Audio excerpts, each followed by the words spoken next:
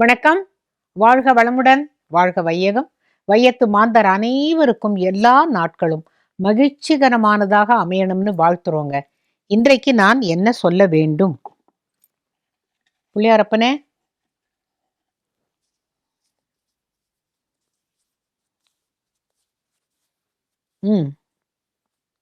ராமர் கதைகள்.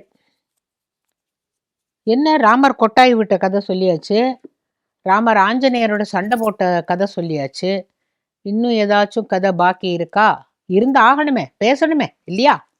ராமர் மித்திலைக்கு போய் சீதையை கல்யாணம் பண்ணிக்கிட்டு திரும்பி வரார். வரும்பொழுது அந்த ஊர் மக்கள் எல்லாரும் அவங்கவங்களுக்கு என்ன முடியுமோ அதை பரிசாக ராஜகுமாரனுக்கு கொண்டு தராங்க. அதுதான் வழக்கம். அவங்களால முடிஞ்சது, எங்களோட நிலத்துல இவ்வளவு விளைஞ்சதுங்கன்னு ஏதோ ஒரு ஒரு நெல்லு மூட்டையை, சின்ன மூட்டை முடிச்சு கொடுத்தா கூட அதை அரசன் ஏற்றுக்கொள்ள வேண்டும். இது அந்த காலத்துல அன்போட மக்கள் கொடுக்குறாங்கிறதுக்காக. அப்ப மித்திரவிந்தன் அப்படின்னுட்டு ஒரு செருப்பு தைக்கும் தொழிலாளி. அவன் என்ன பண்றான், சின்ன வயசுல ராமரை கிட்டையே பார்த்துருக்கான்.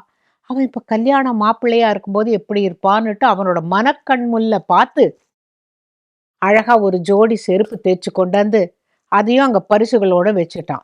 வச்சதுக்கு அப்புறம் என்ன பண்றான், ஐயோ இவ்வளவு நல்ல நல்ல பரிசு பொருட்கள்லாம் இருக்கு, நான் போய் என்னால முடிஞ்ச ஒரு ஏழை செருப்பு தைக்கிற தொழிலாளி என்னத்தை கொடுக்க முடியும், இதை போய் ராமனுக்கு கொடுக்கலாமா, நம்ம இந்த இடத்துலயே நிற்க வேண்டாம், நம்ம போயிடலாம் அப்படின்னுட்டு ஒரு ஒரு தாழ்வு மனப்பான்மை வரும். பெரிய பணக்காரங்க வீட்டுக்கெல்லாம் நம்ம போகும்போது கல்யாணத்துல கூப்பிட்டுருப்பாங்க, நம்ம போயிருப்போம். ஆனா அவங்க ரொம்ப பிஸியா இருக்கும்போது நம்ம வந்திருக்கவே வேண்டாமோ, ஒத்துருமே கண்டுக்கலையேன்னு ஒரு ஃபீலிங் வரும்ல. அந்த மாதிரி அவன் அப்படி திரும்பி போற போது ராமர் ஒரு நிமிஷம் சொல்லிட்டு, நீ தைச்சு கொடுத்துருக்கிற இந்த செருப்பு எனக்கு ரொம்ப பிடிச்சிருக்கு, நீ கவலையே படாத, ரொம்ப பிடிச்சிருக்கு, ரொம்ப அழகா இருக்கு, நான் ஆசையா போட்டுப்பேன்னு சொன்ன உடனே கண்ணீர் மல்க கையெடுத்து கும்பிட்டுட்டு அவன் போயிட்டான். பாத்தியா, அவன் இந்த கூட்டத்துல நம்மளை பார்த்து நீ தைச்சு கொண்டு கொடுத்த இந்த செருப்பு ரொம்ப அழகா இருக்குன்னு சொல்லணுமா? அது கல்யாண மாப்பிள்ளை, என்ன காருண்யம், என்ன ஒரு அன்பு அப்படின்னுட்டு அவன் சந்தோஷமா போயிடுறான். சரி, கல்யாணம் ஆயாச்சு. அப்புறமா எல்லாரும் அரண்மனையில சந்தோஷமா இருந்தாங்க. திடீர்னு தானே ராமர் வனவாசம் போகணுங்கிற கதை வந்தது. அது கேட்ட உடனே எல்லாரும் ரொம்ப வருத்தப்பட்டாங்களாம். நம்ம கல்யாண ராமனா பார்த்தோம், இப்ப எவ்வளவு நாளாச்சு ராஜகுமாரனை பார்த்து, இப்ப அவன் கானகம் போக போறான்னா நம்மளாலாம் தாங்க முடியாதே அப்படின்னு சொல்லிட்டு மித்திரவிந்தனுக்கு ரொம்ப வருத்தமா. அதே நேரத்துல ராமர் வனவாசம் புறப்படுகிறார். மர உரி தரித்து லக்ஷ்மணனும் சீதையுடனும் அவர் கிளம்புறார். கால் நடையாதான் போறார். அப்படி கால் நடையா போகும்பொழுது ஊர் மக்கள் எல்லாரையும் பார்த்துன்னு இருக்கார். அப்போ எதையுமே எடுத்துன்னு போகக்கூடாதான். வனவாசம் போகும்போது மட்டும் ஒன்றையும் எடுத்துக்கொண்டு போகக்கூடாது. இங்கே இருந்து என் சொத்து என் பொருள் அப்படின்னு ஒண்ணுமே எடுத்துக்கொண்டு போகக்கூடாது அப்படிங்கிறது நியதி. ஆனால் அப்படி ராமர் ஒரு 10 அடி நடந்துட்டு கூட்டத்துல யாரையோ தேடுறாரு. இப்படி தேடுறாரு. அவர் யாரை தேடுறாருன்னு மற்றவங்களுக்கு புரியல. கரெக்டா அங்க அந்த ஓரத்துல எட்டி பார்க்கறான் மித்திரவிந்தன். நீ கொடுத்த பாதுகைகள் தான் நான் போட்டுண்டு போறேன், கவலைப்படாத, உன்னுடைய அன்பு தான் என்னுடைய காலை இப்ப காப்பாத்த போறது, ஆசையா போட்டுன்னு இருக்கேன், நீ கவலையே படாத, நான் ஒண்ணுமே எடுத்துன்னு போகக்கூடாது, ஆனா உன்னோட அன்புக்கு கட்டுப்பட்டு நீ கொடுத்த அந்த பாதுகை மட்டும்தான் நான் போட்டுக்க போறேன்னு சொன்ன உடனே அவனுக்கு அப்படியே கண்ணில் கண்ணீர் மல்கி, ஒரு முறையும் இந்த ராஜகுமாரன் நம்மளை இப்படியே அன்பால அப்படியே பொழியறானே, நீ நல்லா இருக்கணும் ராமா அப்படின்னு வேண்டின்டானாம். இதே பாதுகை தான் பின்னால் நந்தி கிராமத்துல சிம்மாசனத்துல உட்கார்ந்து அரசாண்டது. யோஜனை பண்ணி பாருங்கோ. அவன் முதல்ல கொண்டு கொடுத்த பொழுது அவன் என்ன நினைச்சான், ஐயோ எல்லாரும் பெரிய பெரிய பரிசா கொடுத்துருக்கான், நான் ஒரு செருப்பு தானே கொடுத்துருக்கேன், வேண்டாம் இதை எடுத்துன்னு போயிடலான்னு நினைச்சான். வச்சாச்சு. அப்புறம் அவனே வெக்கப்பட்டுன்னு போகும்போது ராமர் எனக்கு ரொம்ப பிடிச்சிருக்குன்னு சொன்னார். அதுவே அவன் நெகிழ்ந்துட்டான். அடுத்த தடவை வனவாசம் போகும்போது ஒண்ணுமே போட்டுன்னு போகக்கூடாது, ஆனா உன்னோட செருப்பை மட்டும் நான் போட்டுண்டு போறேன், அந்த பாதுகைகள் தான் என்னுடைய காலுக்கு ரக்ஷை அப்படின்னு சொல்லிட்டு அவர் போனார். கடைசியில என்னாச்சு, பரதன் போய் கேட்ட போது வேற ஒன்றும் இல்லை, நீ திருப்பி வான்னா வரல, அவருடைய பாதுகைகள் மட்டுமே பரதன் தலையில வச்சு தூக்கின்னு வந்து அது அழகா அரசாட்சி புரிந்தது. ராமராஜ்யம் பண்ணது அந்த பாதுகைகள் இல்லையா? அப்ப நம்ம மித்திரவிந்தனுடைய பாக்கியத்தை நம்ம நினைச்சு பார்க்கணும். நம்மளும் நினைக்கிறோம், நமக்கு என்ன இந்த இவ்வளோ பெரிய பிரபஞ்சத்துல நம்ம ஒண்ணுமே இல்லை, இத்தினூண்டு இல்லை அப்படின்னா கூட பகவான் உங்களுக்குன்னு ஒரு பர்பஸ் வச்சிருப்போம். எதுக்காக நீ இந்த உலகத்துல பிறந்திருக்கியோ அதுக்கு உண்டான பர்பஸ் தெரியும். ஒரு ஒரு காரண காரியம் இல்லாமல் உன்னை படைக்கவில்லை. உன்னுடைய அந்த எளிமையினால் இறைவன் மகிழ்கிறான் அப்படிங்கிறத மட்டும் நாம இந்த கதையிலேருந்து புரிஞ்சுக்கலாம். அப்புறம் ராமருக்கு இன்னொரு பேர் உண்டு தெரியுமா? என்ன? சாப்பாட்டு ராமன். ஏன் அவன் பேர் சாப்பாட்டு ராமன் அப்படின்னாக்கா, வனவாசம் முடிஞ்சு எல்லாரும் அயோத்திக்கு திரும்பி வர வழியில பரத்வாஜ முனிவர் என்ன பண்ற, நீங்க எல்லாரும் இங்க என்னுடைய ஆசிரமத்துக்கு வந்துட்டு தங்கிட்டு போகணும். எனக்கு அப்பதான் சந்தோஷம். ஒரு வேளையாவது உணவு நீங்கள்லாம் சாப்பிட்டுட்டு போகணும் அப்படிங்கிற. ஆனா ராமருக்கு என்ன பதைப்புன்னா, நேரமாச்சு, நம்ம இங்கே நாங்க சீக்கிரம் போகலைன்னாக்க பரதன் என்ன பண்ணுவான், உயிர் துறந்துருவான். நீ வரலன்னாக்கா நான் உயிரை விட்டுடுவேன்னு சொல்லியிருக்கான். இப்ப யாரையான அனுப்பணும், யார அனுப்புறது, எப்படி விஷயத்த சொல்றது அப்படின்ன பொழுது அனுமனை கூப்பிட்டார். இந்த பார், நீ வாயு வேகத்துல ஓடி போய் ராமன் வந்து கொண்டே இருக்கிறான் அப்படிங்கிறத நீ போய் சொல்லு என் தம்பிகிட்ட. பரதன் இல்லாட்டா உயிரை விட்டுடுவான், நீ அவனோட உயிரை காப்பாற்ற வேண்டியது முன் பொறுப்பு அப்படின்ற போது, ஆஹா, அதுக்குள்ள பரத்வாஜ முனிவர் என்ன பண்றார், எல்லாருக்கும் இலையெல்லாம் போடுப்பா, பரிமாறுப்பா, எல்லாரும் நீங்கள்லாம் சாப்பிட உட்காருங்கன்னார். அவர் வாயு வேகத்துல நீ போயிட்டு வரணும்னு சொல்லியிருக்கார். வரணுங்கிற வார்த்தையை ராமர் சொல்லியிருக்கார். அந்த உத்தரவை தலைமையில ஏற்றுக்கொண்டு இவர் ஓடி போய், பரதா ஒரு நிமிஷம், அண்ணா வந்துட்டே இருக்கார், உங்ககிட்ட ஒரு நல்ல வாக்கை தான் சொல்ல சொன்னார், வந்து கொண்டே இருக்கிறார்கள், நீ அவசரப்பட்டு எந்த முடிவும் எடுத்து விடாதே அப்படின்ன பொழுது அவனுக்கு நெஞ்சில அமிர்த தாரை பொழிந்த மாதிரி இருந்துதான். சரியா? அப்போ சீக்கிரம் வந்துருவாளா அண்ணான்னு கேட்ட போது, கண்டிப்பா வந்துட்டே இருக்கா, இப்ப பரத்வாஜ முனிவருடைய ஆசிரமத்துல தங்கி இருக்கா, அவன் அண்ணாதான் சொல்ல சொன்னா, நான் வந்து உங்ககிட்ட சொல்றேன்னு உடனே அவனுக்கு மனசு சாந்தி ஆயாச்சு. ஆஞ்சநேயர் திருப்பி வேகமா போய், ராமானா அப்படின்னு பாக்குறார், எங்க எல்லாரும் சாப்பிட உட்காந்தாச்சு. அவர் நிக்கிறார். ராமர் சாப்பிட உட்காந்துட்டாரு, இப்ப சொல்ல முடியாது, நம்ம குறுக்க போகக்கூடாதே அப்படின்ன பொழுது ராமர் அங்க பார்த்துட்டு அப்படின்னு கூப்பிட்டாராம். ஹனுமார் வந்தாராம். இவர் விஷயத்த சொல்றதுக்குள்ள, உட்கார் அப்படின்ட்டாராம். எங்க? இங்க ராமர் உட்கார்ந்துருக்கார், இலை போடப்பட்டிருக்கு, இலைக்கு அந்தண்ட பக்கம் உட்காருன்ட்டாராம். ஹனுமாருக்கு ஒரு மாதிரி ஆயிப்போச்சு. என்ன, ராமர் சாப்பிட்ற இலையில இலைக்கு எய்த்தாப்புல நம்மள உட்கார வச்சிருக்காரு என்ன பொழுது, ஆஞ்சநேயா பேசாம சாப்பிடு அப்படின்னாராம். எல்லாம் பரிமாறலாம் அப்படின்னு பரத்வாஜ ரிஷி சொல்லிட்டார். எல்லாம் பரிமாறப்படுகிறது. என்னெல்லாம்? காய்கறிகள், பழங்கள், பட்சணங்கள், அதெல்லாம் அந்த பக்கம். இலைக்கு இந்த பக்கத்துல சாதாரணமா என்ன, பருப்பு, சாதம், சாம்பார், குழம்பு, ரசம், மோர் குழம்பு, பாயசம் கொஞ்சம், இதெல்லாம் இந்த பக்கம் வைப்பாங்க இல்லையா? பாக்கியெல்லாம் அந்த பக்கம். சொன்னாராம், இந்த பார், உனக்கு காய்கறி பழங்கள் தான் பிடிக்கும், அந்த பக்கம் இருக்கிறதெல்லாம் நீ சாப்பிடு. நான் ரொம்ப நாள் ஆச்சு சாப்பிட்டு, இதோ சாதம், பருப்பு, சாம்பார், மோர் குழம்பு, இதெல்லாத்தையும் நான் சாப்பிட்டுக்கிறேன், நீ அதை சாப்பிடு, நான் இதை சாப்பிட்றேன் அப்படின்னாராம். பரத்வாஜர் பார்த்துட்டு, என்ன ஆஞ்சநேயருக்கு ஒரு இலை போட்டிருப்பேனேன்னு. இல்லை, பரமாற ஆரம்பிச்சாச்சு. அந்த நேரத்துல ஆஞ்சநேயர் வந்தான். அவன் வந்தா எப்போதும் நல்ல வாக்கு சொல்லாம இருக்க மாட்டான். அவன் அதுக்கு தான் அங்க உட்காருன்னு சொன்னேன். அவன் முகத்தை பார்த்த உடனேவே நான் எந்த காரியத்துக்காக அனுப்பிச்சேனோ அதுக்கு அவன் போயிட்டு வந்துட்டாங்கிறது எனக்கு நிச்சயமா தெரியும். அவனுக்கு இந்த பழங்களையும் காய்கறிகளையும் இந்த பட்சணங்களையும் அவனுக்கு சாப்பிட கொடுக்கறது தானே முறை. அவன் அங்க சாப்பிடட்டும், அனுமன் அங்க சாப்பிடட்டும், இங்க நான் சாப்பிட்றேன்னு சொல்லி சாப்பிட்டு முடிச்சாராம். அப்பதான் அனுமார் நினைச்சாராம், இவர் தான் சாப்பாட்டு ராமன். ஏன்னா தனக்கு உண்டானதை தான் சாப்பிட்டுட்டார், நான் சாப்பிட வேண்டியது எனக்கு கொடுத்துட்டார். எனக்கு சாப்பாடு கொடுத்த ராமர், அங்க அவர் சாப்பிட்ட ராமர். அதனாலதான் இன்னைக்கும் என்ன சொல்றாங்க, நல்லா சாப்பிட்டாங்கன்னு, அப்பா அவன் நல்ல சாப்பாட்டு ராமன் பான்னா. ஏன்னா மற்றவர்களுக்கு கொடுத்து விட்டு சாப்பிடும் பொழுது இருக்கிற நிறைவு தான் மட்டும் சாப்பிட்டால் இருக்காது அப்படிங்கிற அந்த ஒரு வார்த்தையைத்தான் நமக்கு அறிவுறுத்துகிறது. சாப்பாட்டு ராமன்னா அவனே சாப்பிடுவான்னு அர்த்தம் இல்லை, கொடுத்து விட்டு சாப்பிடுபவன் ராமன். அது போல ஆஞ்சநேயருக்கு கொடுத்தான், அவனும் சாப்பிட்டான். ஸோ நீங்க சாப்பிடுற போது மற்றவங்களுக்கும் கொடுத்துட்டு சாப்பிடுங்க அப்படிங்கிறது தான் இதோட பாட்டம் லைன் கருத்து. ராமரும் அனந்தனும் அப்படின்னு ஒரு கதை.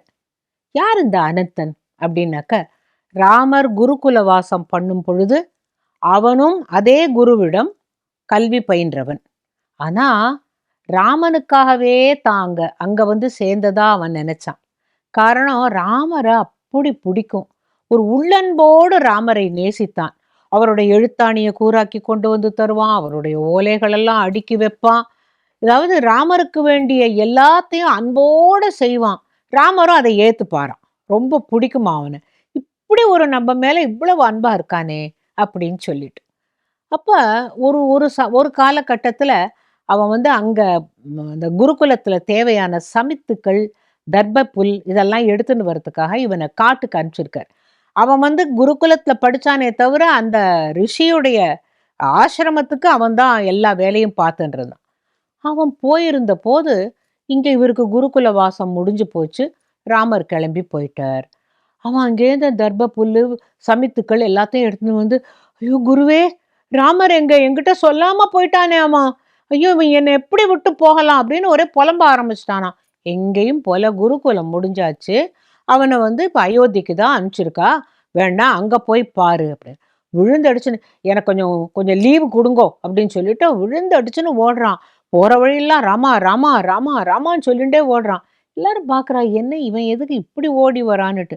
அங்கே போய் நான் ராமனை பார்க்கணும், அவனை பார்க்கணும், அவனை பார்க்காம என்னால் இருக்க முடியாது. அவன் என்கிட்ட சொல்லிக்காம குருகுலத்துலேருந்து போயிட்டான். நான் எனக்கு இப்போ ராமனை பார்க்கணுன்னு உடனே, ஐயோ உனக்கு தெரியாதா, அவர் விஸ்வாமித்திரர் அழிச்சுன்னு போயிட்டாரே.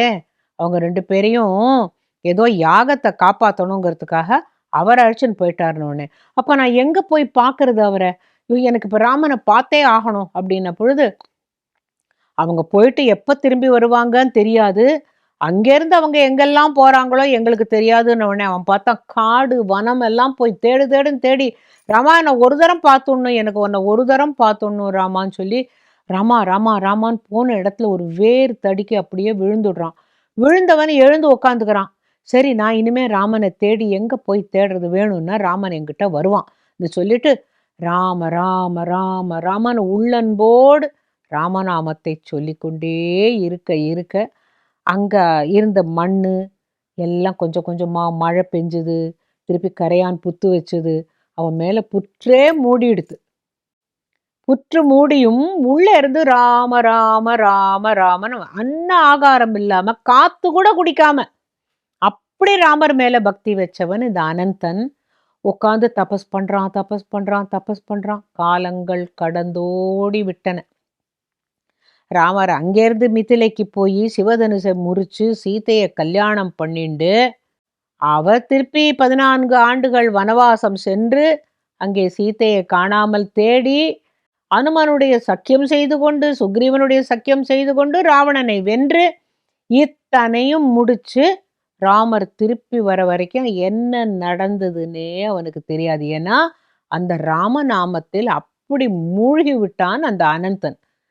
அவனுக்கு எந்த பிரஜையுமே இல்லை. அவனுக்கு ராமனை தவிர வேற ஒண்ணுமே தெரியல. அப்ப அரியாசனத்துல ராமனை அமர்விக்கணும். ஆஞ்சநேயர் எல்லா எல்லா வேலையும் பார்த்துட்டு இருக்காரு. இதை பண்ணலாம் அதை பண்ணலாம் அதை பண்ணணும். அடுத்து ராமன் உட்கார போறான், மணிமுடி தரிக்க போறார், நம்ம எல்லாரும் கண்குளிர பார்க்க போறோம் அப்படின்ன பொழுது இந்த நேரத்துல என்ன ஆச்சுன்னா, ரிஷிகள் எல்லாரும் கானகத்திலிருந்து ராமனுடைய முடிசூட்டு விழாவை பார்ப்பதற்காக அவசரமாக வந்து கொண்டிருக்கும்போது ஒரு முனிவருடைய கால் அந்த புற்றுல பட்ட உடனே அந்த மண்ணெல்லாம் உதிர்ந்துடுறது. மண்ணெல்லாம் உதிர்ந்த உடனே வெளிக்காத்து அடிச்ச உடனே இவருக்கு இந்த அனந்தனுக்கு, அப்பாடியோ என்ன இத்தனை நாள் நான் மூச்சே விடலையா, என்ன எங்க இருக்கேன் என்ன ஏது அப்படின்ன பொழுது, உனக்கு தெரியாதா தசரதனுடைய புத்திரன் ராமனுக்கு முடிசூட்டு விழா? அப்படியா, அவ்வளோ நாள் ஆயிடுதா? ஆமா, அவனுக்கு தெரியாதா, நாங்கள்லாம் அங்கதான் போறோம், நீ வரியா அப்படின்ன பொழுது உடம்புல இருக்கிற மண்ணுக்குன்னு எல்லாத்தையும் அப்படியே உதுத்து விட்டுண்டார். அவ்வளவுதான், குளிக்கல ஒண்ணு பண்ணல. இவ வரும்போது ராமனை பார்க்கணுங்கிற ஒரே ஆசையில இவரும் உள்ள வந்துட்டார். அவ முனிவரோட வந்ததுனால, மற்ற நேரமா இருந்தா வாயிற்காவலர்கள் யார் யா நீ இவ்வளவு அழுக்கா இருக்கே நில்லுன்னு சொல்லியிருப்பாங்க. முனிவர்களோட இவரும் உள்ள வர, அங்க போன உடனே ராமன் வந்து அங்க ஜெகஜோதியா நிற்கும். டேய் ராமா, என்னை விட்டுட்டு எப்படா நீ போன குருகுலத்தை விட்டுட்டு? என்கிட்ட ஒரு வார்த்தை சொல்லாம நீ பாட்டு போயிட்டிய, என்னடா ராமா அப்படின்னு நானா. எல்லாருக்கும் தூக்கி வாரி போட்டதான். இது என்னது தாடியும் மீசையுமா, நரைச்ச தலையும் அதுவுமா, ஒரு ஒரு முனிவர் மாதிரி இருக்க, இவர் போய் ராமரை போய் டேய் ராமாங்கிறான், இதெல்லாம் தப்பு இல்லையா அப்படின்னு எல்லாரும் அவனை யார் அப்படின்னு கேட்க வரும்போது ராமர்ல அனந்தா ஞாபகம் வச்சுட்டு வந்துட்டியே வா அப்படின்னு வந்து அவனை கட்டிண்டாராம். நீ என்கிட்ட ஒரு வார்த்தை சொல்ல, நான் உன்னோட எழுத்தாணியெல்லாம் கூர் பண்ற போது கூட நான் உன்னை அப்படி வியந்து பார்ப்பேன். நீ என்ன செஞ்சாலும் நான் உன்னை அப்படி ரசிப்பேனே ராமா. உனக்கு என் மேல துளி கூட கருணை இல்லை. குருகிட்டையான்னு சொன்னியா? நான் குருகுலத்தை விட்டு நான் போறேன், அனந்தன்ட்ட ஒரு வார்த்தை சொல்லுங்கன்னு சொன்னியா? உனக்கு என் மேல கொஞ்சம் கூட கருணை இல்லை, உனக்கு நான் பொருட்டே இல்லை. ராமர் சொன்னாராம், அப்படிலாம் இல்லை, என்னுடைய கடமையை நான் செஞ்சுட்டே வந்தேன். நீ உன்னுடைய கடமையை பார்க்க போயிட்ட, இருந்தாலும் ஒரு நாள் கூட நீ என்ன நினைக்கல அப்படின்ன பொழுது, இப்ப நீ வந்துட்டியே, இதை விட எனக்கு என்ன வேணும்? நீ எனக்கு இப்போ உன்னை பார்த்தா எங்க அப்பா சமானமா இருக்க, தாடியை நரைச்ச தாடியும் அதுவுமா என்னுடைய அப்பா சமானமா இருக்க நீ அப்படின்ன பொழுது அவன் அப்படியே நின்றுட்டு இருந்த பொழுது அனுமன்ட்டு சொன்னாராம், நீ எனக்கு உள்ளத்துக்கு மிகவும் உகந்தவன். எனக்கு இந்த அனந்தனையும் ரொம்ப பிடிக்கும். பாவம், நான் சொல்லிக்காம வந்துட்டேன். உடம்புல பாரு இவ்வளோ வயசாகி அதெல்லாம் அவனுக்கு தெரியல. மற்றவர்கள்லாம் மகாராஜா, ராஜகுமாரா, தசரத புத்திரா அப்படியெல்லாம் சொல்றேன். என்னை டேன்னு கூப்பிடுறதுக்கு ஒத்தனும் இல்லையேன்னு நினைச்சேன். இன்னைக்கு அனந்தன் அந்த ஆசையும் எனக்கு தீர்ந்து போச்சு. இவன் ஒருத்தந்தான் என்ன டேய் ராமா என்னை மறந்து போயிட்டியாடான்னு கேட்குறான் பாரு. எனக்கு அப்படியே செவியில தேனா பாய்ந்தது. இவனுக்கு தகுந்த மரியாதை செய்யணும், என்ன செய்யலாம் அப்படின்ன பொழுது மற்றவர்கள் எல்லாம் பார்த்துட்டு இருக்கலாம். அவங்களுக்கு என்ன தெரியும், ராமனுக்கு தெரியாததா? உடனே அனுமர் சொன்னாராம், உங்க அப்பா சமானம்னு நீங்க ஒரு வார்த்தை சொல்லிட்டேன் ராமரே, என்ன பண்ணலாம்? அவரை முதல்ல அரியாசனத்துல உட்கார வைங்கோ, பாத பூஜை பண்ணுவோம். அப்புறமா உங்களுக்கு அந்த அதே அரியணையில உட்காந்து உங்களுக்கு முடிசூட்டலாம் அப்படின்ன பொழுது அதுதான் சால சிறந்ததுன்னாராம். இது அனந்தன், ஐயோ நான் இதுக்கெல்லாம் லாயக்கே கிடையாது, நான் எந்த விதத்திலையும் பரிசுத்தமானவன் இல்லை, ராமநாமம் ஒன்றை தவிர எனக்கு ஒன்றும் தெரியலன்னு போது, இல்லை இல்லை நீங்க உட்காருங்கன்னு சொல்லி இந்த உலகமே வியந்து போற்றும் அளவிற்கு இந்த அனந்தனை அந்த அந்த அரியாசனத்தில் உட்கார வைத்து வெள்ளித்தட்டு தங்கத்தட்டு கொண்டு வந்து வச்சு அவருக்கு பாத பூஜை பண்ணி மாலை அணிவித்து ராமர் அவரை கும்பிட்டு வணங்கிய பிறகு, அவர் சிரஞ்சீவி பவன் அவர் ஆசீர்வாதம் பண்ண பிறகு அப்புறமா ராமர் அதே அரியாசனத்துல உட்கார்ந்து முடிசூட்டி கொண்டாருங்கிறது ஒரு வரலாறு. அவன் எனக்கு இந்த கதையில நம்ம என்ன தெரிஞ்சுக்கணும்னா, எவ்வளவு எளியவன் ஆனாலும் அல்லது எவ்வளவு பெரிய பணக்காரன் ஆனாலும் ராமன் மீது வைக்கின்ற அன்பு உண்மையா இருந்ததுன்னா யாருமே கவலைப்பட வேண்டாம். காரணம், அவன் ஏதோ ஒரு ரூபத்துல நமக்கு எப்ப எந்த நேரத்துல இங்கு இப்பரிசே எமக்கு எங்கோன் நல்குதியேல்னாலே அந்த மாதிரி நமக்கு என்ன கொடுக்கணுமோ அதை அங்க வந்து கொடுப்பான். அந்த செருப்பு தொழிலாளி இதை எடுத்துன்னு போயிடலாமா, இது எதுக்கு ஐயா அப்படின்னு நினைச்சான். மித்ர பந்து, உன்னுடைய செருப்பு தான் எனக்கு ரொம்ப பிடிக்கும் அப்படின்னு அப்ப கைய காட்டினான். அடுத்தாப்புல என்ன சொன்னா, இதை போட்டுட்டு தான் நான் காட்டுக்கு போறேன், ஒன்னும் எடுத்துன்னு போக கூடாது, ஆனா உனக்காக எடுத்துன்னு போறேன். கடைசியில அதுதான் ஆண்டது. அதே போல இந்த அனந்தன் அவனுக்கு என்னைக்கோ செஞ்ச பணிவிடை, ராமருக்கு குருகுலத்தில் செஞ்ச பணிவிடை கடைசியில எப்படி கனியா காய்த்ததுன்னா, இத்தனை வருஷம் கழிச்சு மண்ணு படிந்த உடம்போட இருக்கிற அவனை அரியாசனத்தில் அமர்த்தி விட்டு அவனுக்கு பாத பூஜை பண்ணி மாலை மரியாதைகள் பண்ணிட்டு அவனை வணங்கிய பிறகு, ஆனா அதை சொன்னவன் அனுமன் இல்லையா? உங்க அப்பா சமானம்னா அவருக்கு உண்டான மரியாதையை கொடுத்துருங்கோன்ன உடனே அதுல அவன் அப்படியே கூனி குறுகி போயிட்டு சொன்னானா, எனக்கு எனக்கு இனிமே வாழ்க்கையில ஒண்ணுமே வேண்டாம், உன்னை பார்த்தாச்சு, எனக்கு அது போரும் ராமா அப்படின்னா. இல்லை இல்லை நீ இருந்து எங்களோடையே இருன்னு சொன்னாராம் ராமன். இந்த அனந்தன் பத்தி வரலாறு கூட அதிகமா வெளியில தெரியாது யாருக்குமே. இப்போ நிறைய மெயின் கதைகள் எல்லாருக்கும் தெரியும் இல்லையா? ஆனா இந்த மாதிரி சின்ன சின்ன கதைகள் கேட்கிற பொழுது நம்மளோட பக்தி எல்லாம் என்ன பக்தின்னு நீங்க யோஜனை பண்ணலாம். அது மட்டும் யாரோடையுமே கம்பேர் பண்ணிக்க வேண்டாம். நீங்க பெரிய கார்ல வந்து கோவில்ல போய் பூஜை பண்ணாதான்னு இல்லை, இங்க இருந்த இடத்துல இருந்தே ராமா உங்களுக்கு எப்ப சொல்லணுமோ அப்பல்லாம் அந்த ராமநாமத்தை சொல்லிண்டே இருந்தீங்கன்னா, அந்த நாமத்திற்கான மகிமை உங்களை வாழ்க்கையை ரொம்ப உயர்த்திடும். அதுக்காக தான் இந்த அனந்தனுடைய கதை. சரியா?